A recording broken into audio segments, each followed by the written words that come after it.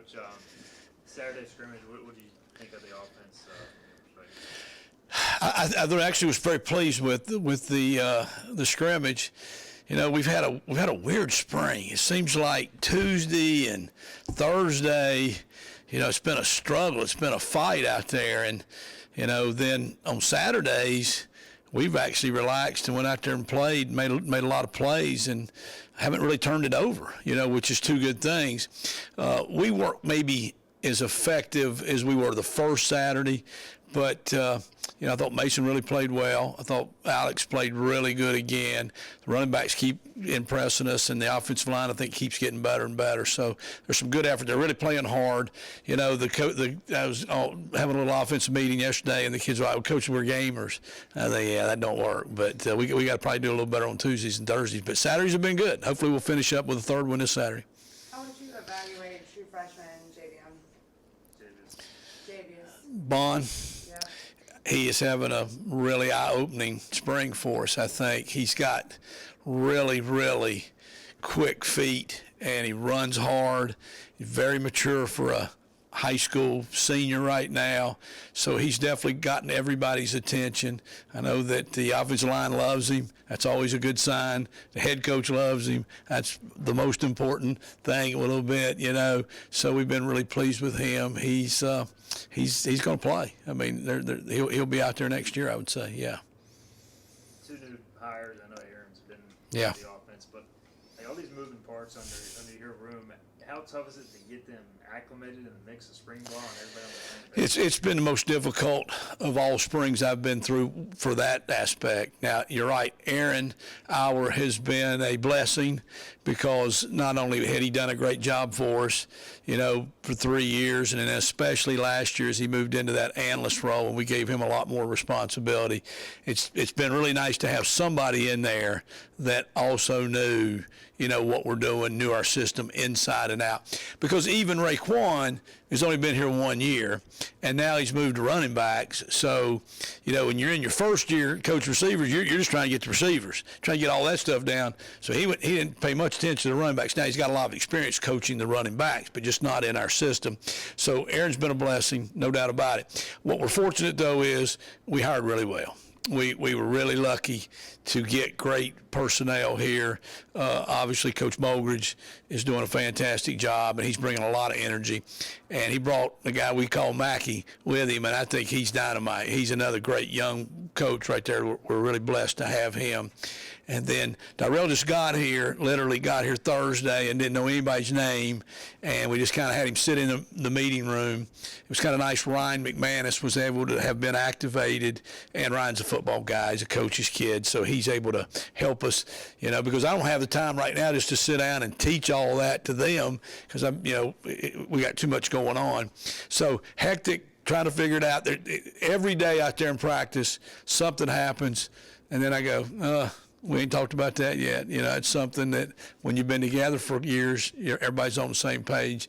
But we'll get there. You know, we'll catch up in the summer. I think we'll make up for it with a lot of great enthusiasm. Because I got some coaches got some juice on our side now.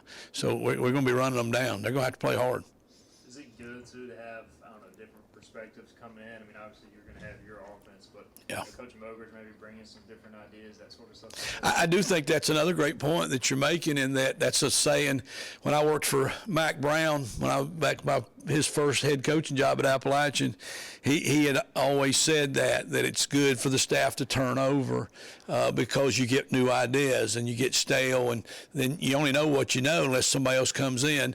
So I've always believed that, you know, 5 to 8 minds is better than one, especially when it's my mind. So, you know, we have a saying in the offense room that, you know, on our ship, everybody's got a row, nobody rides for free. So I make them bring something to the table.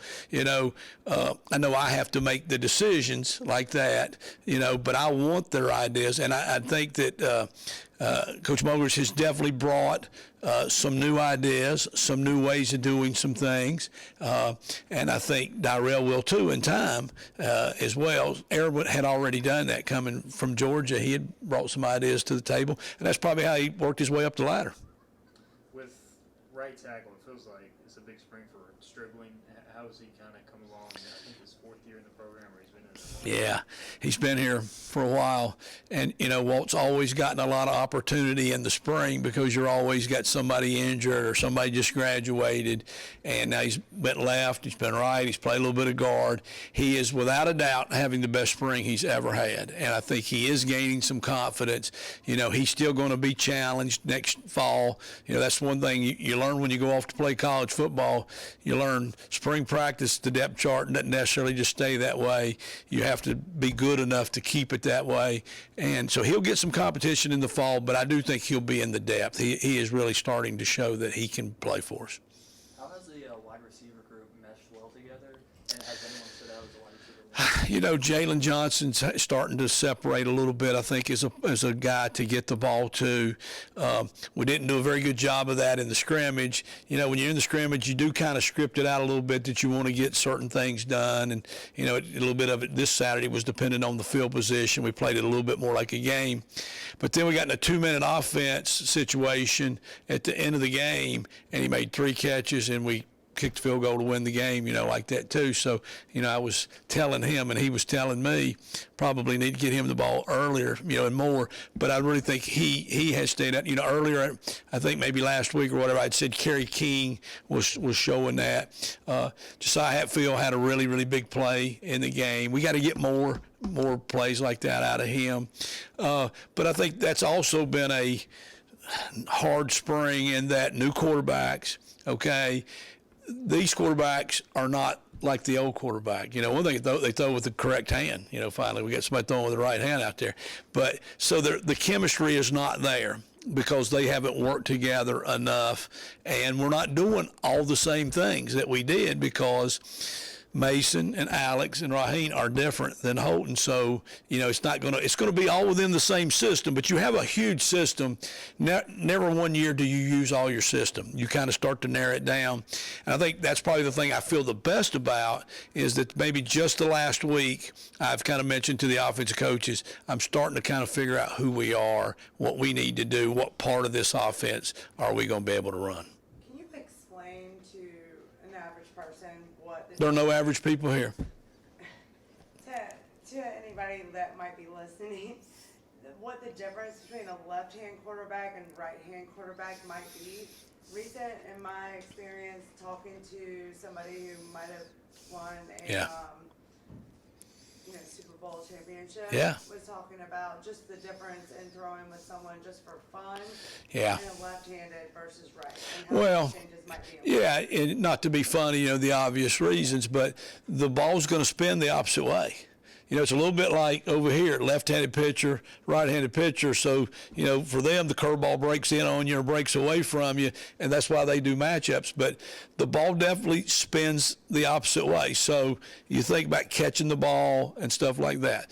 The bigger part for me is that quarterbacks usually are a little better on the move to their throwing side or to their throwing. So right-handed quarterbacks normally go better to the right, lefties go better to their left. Now, you got to try to balance that out a little bit because the defense will get a hold of that. So now we're going from a lefty to righty. If you're calling like bootleg or sprint out type passes, you're used to calling things, oh, we want to be on the right hash, and so we can go left. Now we want to be on the left hash so we can go right. And just anything in a play action with them having to turn their body off of a fake, is the opposite. So the timing's a little bit different, in it like that. So I think those are the main things right there. The toughest part that I always kidded Holton about, because you have one lefty and everybody else was righty. So you really almost have to have a little bit of 2 game plans.